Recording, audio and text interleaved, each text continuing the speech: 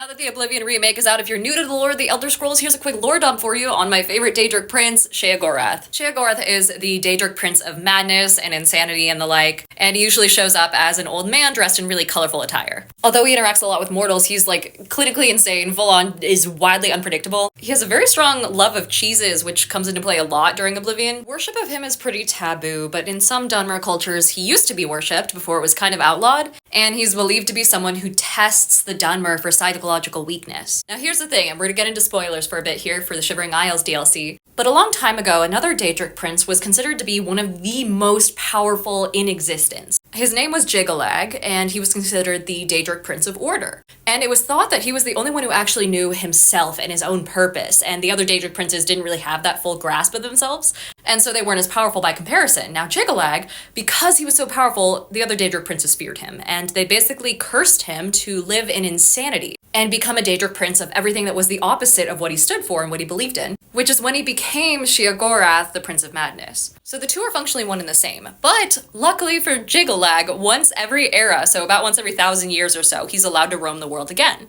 During this time, Sheogorath's random mad ramblings begin to have slight moments of clarity, and Jiggalag starts to send out his forces of the Order, his Knights of the Order, to go across the Shivering Isles and subjugate it, destroy it again, and bring it back under his control. This event is known as the Grey March, and as it occurs, all these like big obelisks begin to show up across the Shivering Isles, all this like colorful ambiance turns into a dull gray atmosphere, and eventually at the culmination of it, Jiggalag would finally sit on the throne of the Shivering Isles as Sheogorath fully disappears, and he reclaims it for himself as an Isle of Order. Now, it doesn't last. He's still cursed, and eventually Sheogorath wakes back up, Jiggalag disappears for another, 1,000 years, and Sheogorath is left sitting on the throne wondering what the hell happened to his realm, and he begins rebuilding it again into this, realm of madness and chaos as it used to be. But, not quite exactly as it used to be. The dude can't remember where anything was, and so he basically just has cities built upon ruins of each other over and over again, and the cycle never ends. Now, Sheogorath's been trying to end the Grey March for a while. He doesn't like this cycle, and he doesn't like being subject to it,